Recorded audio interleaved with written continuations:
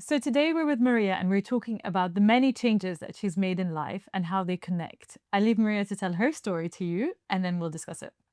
Hello, so I'm Maria, and I guess we're talking a bit about the changes that come about with life's changes. So I was a dancer. I was a dancer in the West End. I trained as a dancer from a child. And then I started a family and I realised, okay, theatre work and children are not very compatible. So I went into teaching. So for 10 years, I taught musical theatre dance. And that is because those hours aligned with my children's hours. And it meant, school holidays, all the rest of it aligned with my work hours. So it worked out really well. And then as they got older, I slowly got into events, and that was working on a Christmas event as a dancer, as an actress. And then after 2 years, I started managing the performing aspects. And then that is how that happened. And again, it's sort of connected because I was the actress and I was dancing. I could see both sides. I could see what the business needed delivering, but I could also understand what the actors were struggling with. So I ended up doing that for 9 years and sort of managing a large chunk of the event space. And that sort of carried on. And I ended up doing hospitality events, which meant I was booking DJs, I was booking hosts, and standing there thinking, I could do that. like, you know. So I ended up going into that space, doing hosting, doing presenting. I'm a radio presenter now on South West London radio station, which is great. But it's just funny how each thing seems very different from where you started. However, somehow everything has been connected and has been beneficial for your next thing. And I think it's just about not being scared to give it a go. I mean, when I was asked, let's say my first managerial role, where the founder said, well, why don't you do it? What if we hand the reins to you? And I was like, I could have easily said, like, no, that's too much, because it was a huge. But I thought, you know what? Just do it. What's the worst that can happen? Absolutely. Okay, it might be slightly bonkers, but if you trust yourself and you know that, like I said, coming from the perspective of both, I think was hugely beneficial for everyone, because it was hard graft and it just made the actor's life better. And that in turn made the customer experience better because they were happier. Yeah. And then, everyone gets a result out of it. Yeah, that's amazing. No, it's good. So it's a lot of change, but it seems very iterative and it seems to have fitted in with the right moments in your life. Exactly. Yeah. I think accommodating, I say I have 3 children, and I didn't work for about the first 6 years from the first, because obviously they kind of came one after another. Yeah. Which was fine because I was just busy in the home. And then oddly enough, because I worked in the West End, Mamma Mia movie happened, and I got a phone call saying, do you want to audition? Oh. And I just thought, because they were looking for kind of Greek looking people, so I thought, well, I'll go along because I doubt I'm going to get it. I walk in a room, it's like 400 people that we all look the same. You're not spoiling anything, We all look the same. We all had sort of big, dark, curly hair. And I just carried on, and I kept getting these recalls. And I thought, oh my God, what's going to happen if I get this? And sure enough, I got it. And I was like, well, I'm not going to turn this down. And it was like 4 months. And it wasn't in Greece. It was in a studio that I live quite close to, Pinewood Studios. It wasn't in Greece? No, we only spent 2 weeks in Greece. Only the outside shots are in Greece. The rest of the movie is in a gigantic studio at Pinewood. Yeah, amazing though, with they've got massive olive trees. It's like the taverna, but then it's like green screen all the way around. Wow. So 2 of my children were already in school, so that was cool, because it's also day. It's not like theatre work where you're going in the evening. And then my daughter was only 2, so I found a little nursery that she got in, and my mum was able to pick her up at 3. And I was like, this is so exciting. So I did it. It was. And then that led then to sort of the teaching and whatever. But it was just one of those kind of by chance. And again, it's just that thing of just saying yes to things.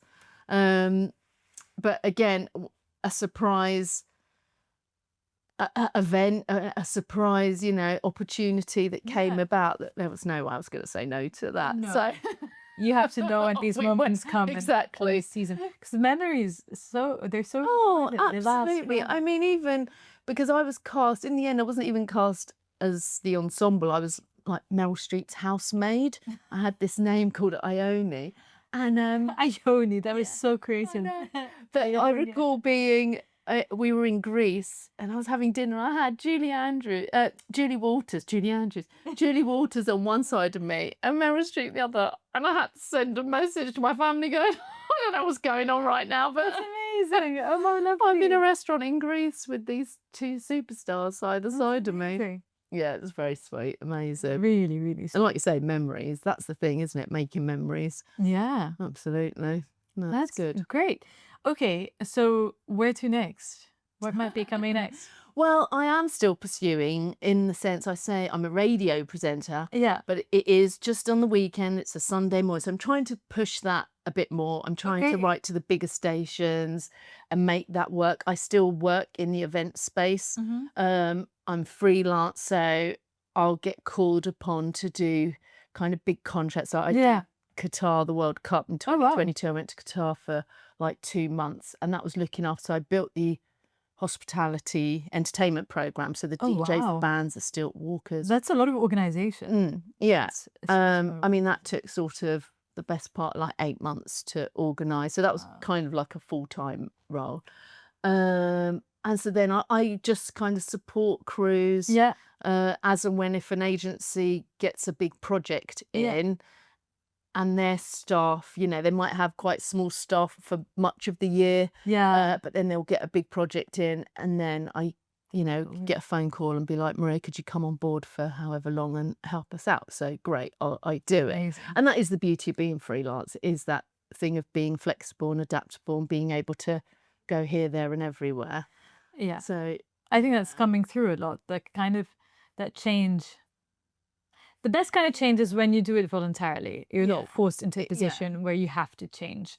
And that's what I think we're trying to encourage this month, to think about the changes that we can make in the aspects of our life that we'd like to change. And part of what's come through in the conversations that we've been having is the freedom that going freelance actually does give you. yeah, Although you have to manage a bit of uncertainty. exactly. How do you balance that? Yeah, and it is hard, but Yeah. because Especially financially, right? yeah, it's a bit famine or feast. It's that lifestyle, because when you're earning money, you're putting it away because there's going to be a point that you're not earning Of money. course. But it's kind of like a choice you make, and I've done it since leaving Yeah. I left college at 19. I went Yeah. to a drama college from 16 to 19. I don't think you can now. I think you have to be 18. You've had to have done A levels, Oh. but then we didn't need to. So I went at 16 to 19, came out and worked as a dancer freelance. Yeah. And in between shop jobs, retail, restaurants, in between all my dance work. And so I've always done it. So that's what I'm used to. But there are moments that I'm like, oh, it would just be nice to know, one, you've got an income coming in, two, paying into a pension, for course. instance. I mean, I'm in my 50s, I don't have a pension. That's pretty bad. I'm not a good example. Yeah. Get yourselves a pension. And the thing of that constant hustle. Yeah. But for instance, I did a year full time, and I did think, oh my word, like, I'm not sure if it's for me. And I still, I do apply for the odd job. If there is a job that I see that I think, oh, I This feel is the like one. that's exciting, Yeah. that will be exciting, that will create, I don't know, that thing of a bit of travel, meeting new people, I will apply for those Priorities. jobs. Yeah. But they don't always come about. But if they do, I would apply probably. But I do like the freedom of meeting new people, Yeah. being creative, Mm. so having the space to go, oh, today I'm going to try this, or I'm going to go there and do that, and Yeah. you've got the time. You're not Yeah. pinned to a 9 to 5 100%. job. Yeah. The So, freedom but is yeah, priceless. but some people cannot stand the uncertain, like that stresses them out. So you have to It's be very stressful. You have to get used to it, personality, yeah. for sure. What advice would you give someone who's thinking of making big changes in their life? If you're unhappy, do it. If you're unhappy, because I always think, could something go worse Mm. or stay the same or better? And it's highly likely Yeah. that it's not going to be worse if you're unhappy in what Yeah. you're doing. It might stay the same, it might be better. Yeah. So it's worth taking that chance and it being better. Yeah. Because I just think it's more likely that you're going to find happiness in doing something that's going to make you happy, Yeah. rather than, get bogged down in a place, whether it's professionally, personally, that isn't, fulfilling you. That's Absolutely. just, I feel like I can't do that. Mm. Well done, and thanks for well done. I say that because it's really brave actually to make lots of changes, but I guess you were primed for that from your dancing career because the uncertainty is Yeah, I think inherent to so. that. But I still think it's amazing. I know it is. It is. I do feel like I'm privileged to Yeah. kind of lead the life that I lead. Yeah. And when I say I apply for these full-time jobs, there's a bit of me that thinks, "Oh, I don't want to get it." Yeah. Just in case, because I couldn't possibly say no to it because it would Yeah. be stupid. But at the same time, I kind of like my life. Yeah. There's so much But agency. yeah, and there's also pressure on the outside. Like I'm single. Yeah. My children now are adults, so they, 2 of them have moved out. My daughter's at home, but she's got a job, and I've got my mum who's like, "When are you going to get a job? When you get," like, she doesn't understand that it might seem to you Yeah, that I said, you when are you gonna get a job? Mine is like, when are you gonna get a husband? When are you gonna start having babies? It's not for me, for her, right? Yeah. So yeah, at least your mother is not there. Well, I know because I've done it. I've been married, I've had the kids. Otherwise, She's happy. She's absolutely. content. She's got her grandchildren, though she does say, how are you still? I've been single for like 9 years, here and there. And Mum was like, I can't believe it. Well, it'll say, I mean, she's not too dissimilar in that when you're going to meet someone. Yeah. And again, I'm like, one, I'm happy on my own, and two, I'm happy freelance. Get off Yeah. my back. Yeah. But, it's that old school tradition. She's had the same job for 30 years. She still Wow. works, love her. She's in her 70s. Wow. She works 3 days a week. She tried to quit. She tried to retire for a year. Absolutely hated it and went back. Yeah. So she's amazing. But I'm like, oh, Mum, it's fine. I haven't asked you for 1 penny. I am fine financially because the bits that I do, They keep but you she going. just, if, like I said, if you're not in that space, you don't really It understand. looks very uncertain. Yeah, exactly. From the outside, and it's her job to care for you and worry about you. And So I think yeah. prior, when I was young, obviously I was living at home. Yeah. And then I got my first flat, but I was, dancing in the West End, and it was job after job, and yeah, everything great. And then obviously I got married and stuff. So I suppose in her eyes, I then had a husband. So if things weren't going great, I had a husband that was there to support you. And now, like for the last 9 years, she's like, oh my God, what's going to happen to her? Yeah. Oh God. You're not getting any younger. It's coming from a good place, but my God, she's just stressing herself out. Yeah, I feel like she's more stressed than I am. Like, you need to chill. All is Oh well. dear. Exactly. Well, I think those are great words to end on. All is well. But what I'm learning from you is do be brave and don't really bow to social familial pressure. Just do what you need to do. Absolutely. Do what makes you happy, what, Yeah. fulfills your heart. That's what's important. Great. Thanks, Maria. That's all right. Absolute pleasure.